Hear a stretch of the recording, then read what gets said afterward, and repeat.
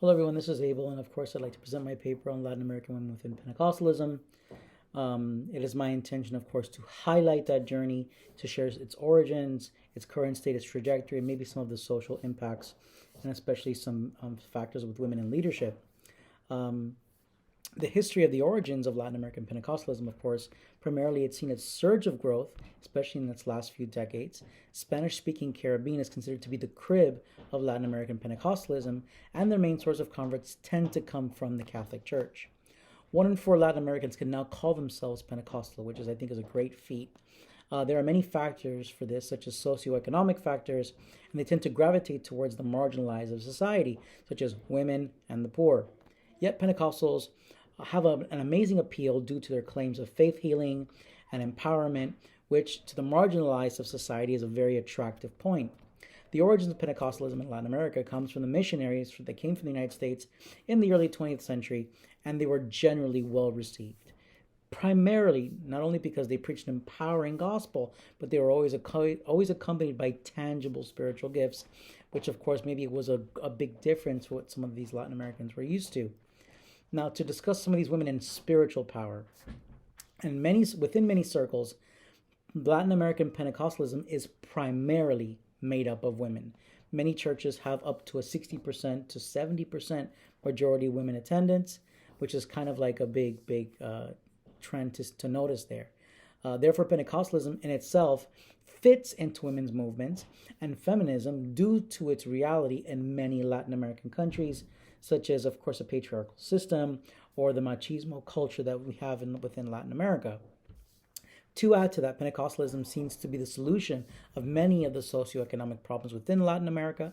Pentecostals offer an avenue to learn domestic and civic skills, maybe something that wasn't available to some of the women in Latin America, of course. And Pentecostalism is one of the most significant religious movements today in Latin America, but it is often overlooked primarily due to it being made up of women. All right? Evangelicalism in general, for that matter, in Latin America is generally well accepted due to the fact that it supports education, human rights, and healthcare initiatives. Now, let's look at some of the social impacts that women have had within Pentecostalism. Despite several Protestant movements in Latin America, none of them have had the social impact of Pentecostalism. An example would be in the 1970s, there was a wave of spiritual medics, of course, that came out of Pentecostalism because of their claims of faith healing. Started in Brazil and moved upwards.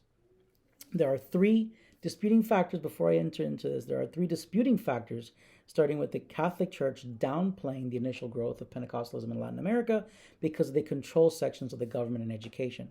Secondly, Pentecostals in Latin America are not required to report their membership or their finances. And thirdly, because these churches are primarily made up of women. Despite all of these factors, there's no denying the social impact to the society where I have found these factors. For example, in Guatemala, where Pentecostals equal the number of Catholics, they offer a solution to the victims of the civil war of that country. Just an example there. Why are women so attracted to Pentecostalism in Latin America? Well, researchers agree that it improves their lives both inside and outside of the home, primarily because Pentecostalism preaches the power of change and the change of a person specifically. Someone who suffers from domestic violence, for example, this is a hopeful message that God can change anyone. Many have found answers to their lives' everyday problems, such as health, isolation, hunger, or access to networking within the Pentecostal church. And unless the Pentecostal church offers something that has never been offered to people before, or to these women before, and what is that? It's leadership. Now let's looking at women and leadership, for example. What initially began as opportunities to lead within their gender and within the small groups has grown into leadership of whole churches. Women found that they were able to be trained in public speaking. This is something that they've never had access to before. This allows them to have a greater status in the same fields that were usually open only to men. Since the Pentecostal church stimulates and encourages spiritual gifts, women within the church can prophesy, testify, and gain followings thanks to those spiritual gifts. Now, the future trajectory of women in Pentecostalism. Some suggest that bringing feminist pneumatology and Pentecostal spirituality into cohesion can provide even more opportunities for women within the doctrine of the Holy Spirit. There are several sociological writings, I was not able to present them all in this presentation, but there are several sociological writings that point towards the positive effect Pentecostalism has had on women in Latin America.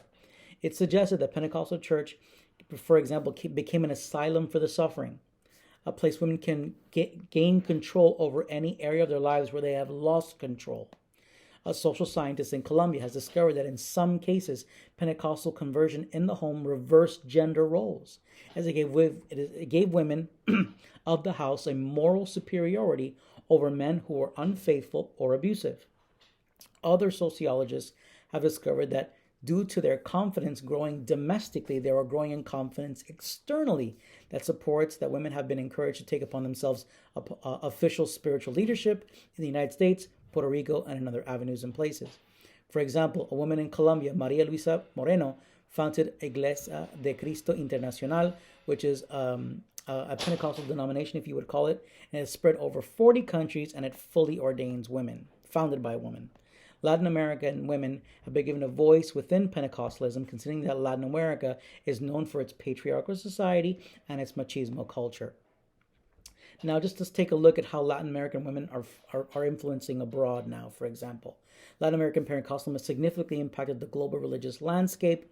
Women like Wanda Rolón in Puerto Rico, Yesenia Thin in Dominican Republic are examples of women leading major movements of international ministries that have impacted millions and the nations. One of the main contributions of Latin American Pentecostalism is music. Let's be honest here, we're a very musical culture. And the influence of Latin America within the Assemblies of God in the United States is undeniable. It's been there since an inception, and it continues to be a major player within the Assemblies of God. Latin American women overshadow Anglo women in all Latin American Bible colleges. And Latin American Pentecostalism has yet to reach its peak, and the world is aware. This is my presentation, 6.5 minutes. Thank you so much for paying attention. God bless.